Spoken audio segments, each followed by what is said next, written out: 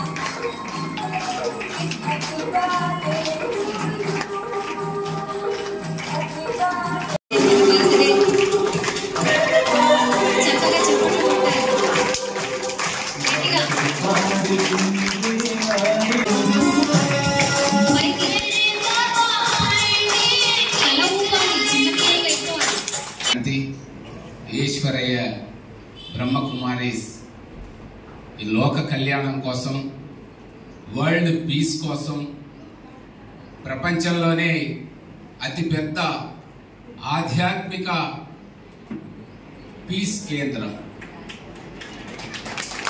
అందులో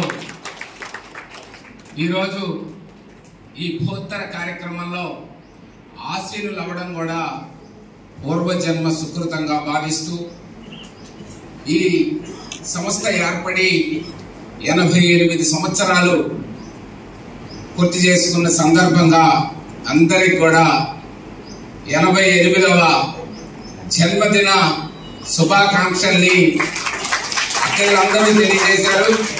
ఈరోజు ఈ కార్యక్రమంలో పాల్గొనేటువంటి గొప్ప అవకాశాన్ని కల్పించిన బాబాజీ గారికి నా హృదయపూర్వకమైనటువంటి సాష్టాంగ నమస్కారాలు తెలియజేసుకుంటూ మీ అందరికీ శుభాకాంక్షలు తెలియజేస్తూ సెలవు తీసుకుంటాను.